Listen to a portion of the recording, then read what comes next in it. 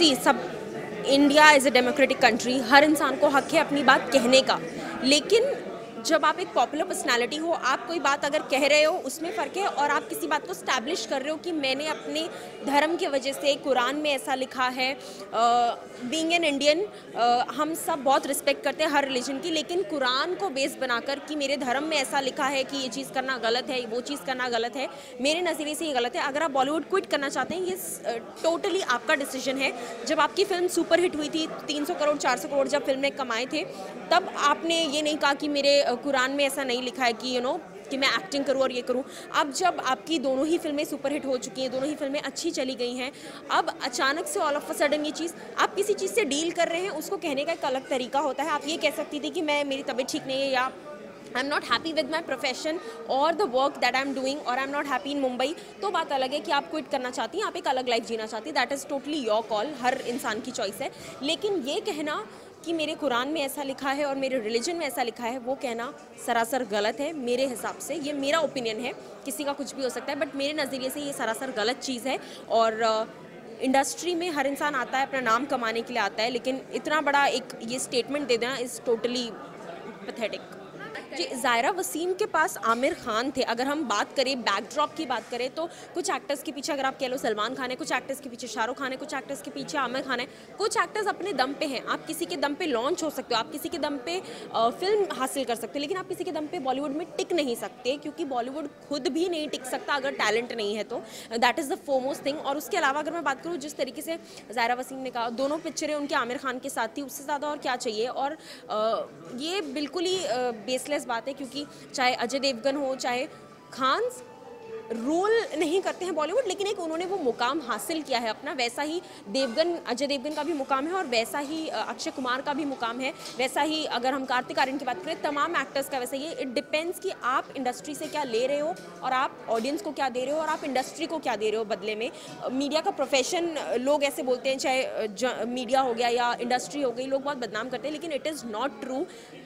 Choice is yours. आपको struggle करके आगे बढ़ना है या फिर आपको ब्लेम करके क्विट करना है, चॉइस इज़ योर्स। बट वो हर इंसान का इंडिविजुअल डिसीजन है। बट जिस तरीके से उन्होंने प्रेजेंट किया इस चीज़ को, इट्स रियली वेरी डिसहार्टनिंग। देखिए, ये उसका अपना डिसीजन है और उसको इतना पब्लिसाइज करने की ज़रूरत नहीं थी। छोड़ना था तो छोड़ सकती थी। फिल्म इंडस्ट्री कोई ऐसा नहीं है कि कोई ज़बरदस्ती किसी को पकड़ कर लाता है। अगर आप इस इंडस्ट्री में आए तो इस इंडस्ट्री की कदर भी करनी चाहिए, मुझे ऐसा लगता है। ऐसा नहीं है कि फिल्म इंडस्ट्री में आने में सारी वर्जनाएं टूट जाती हैं, सब कुछ हो जाता है। ये भी एक हमारे ही देश का, हमारी ही संस्कृति का, हमारे ही मनोरंजन का, एंटरटेनमेंट का पार्ट है।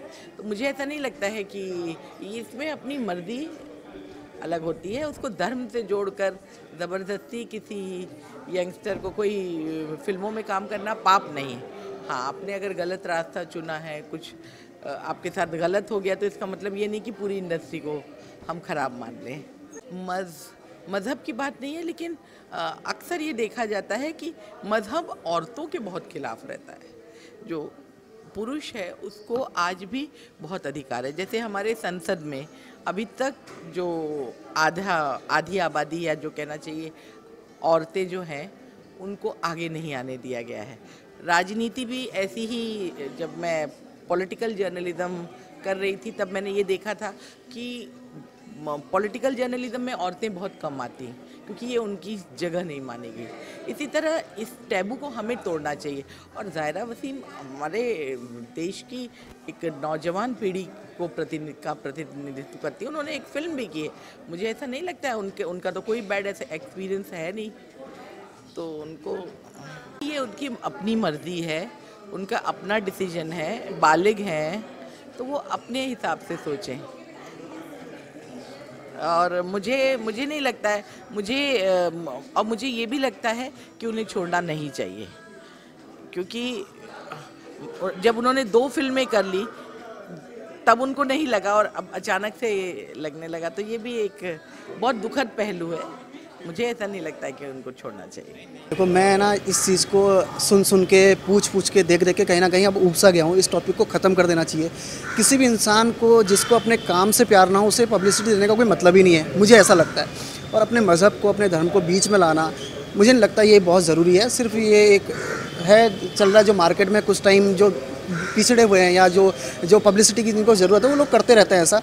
इंडस्ट्री में इतने नामचीन लोग हैं जो मोमेडियन है, क्या वो लोग काम नहीं कर रहे हैं? पूरी दुनिया काम कर रही है, ऐसा नहीं है। मज़हब को बीच में किसी को भी नहीं लाना चाहिए, पर ठीक है, सबका अपना ओपिनियन है, सबको अपने राइट्स हैं कि वो क्या करना चाहते हैं लाइफ में, क्या नहीं करना चाहते। उनको जैसा लगा उन्हें ठीक किया। ऐसा है जो आज ज़ाहिरा वसीम को नहीं जानते थे वो भी जानते हैं। चीज़ें तो ये होती, पहले थिएटर तक जो लोग जानते थे वो फैंस थे, लेकिन जो अब लोग नहीं जानते वो भी जान रहे हैं। सिंपल सी बात है। अगर ये पब्लिसिटी स्टंट है तो बहुत ख़राब चीज़ है। अगर हमने सोच समझ के ये चीज़ें की हैं तो ठीक है, उनका अपना समझदारी है, उनको जैसे करना है। हर किसी को लाइफ जीने वाली बात है। फिर वही चीज़ बोल रहा हूँ, अगर कल मेरे को अगर बाइट नहीं देनी तो नहीं दूंगा मैं। मेरा अपना ओपिनियन है, मेरे को क्या करना है ये मेरे राइट्स है अपने ऊपर।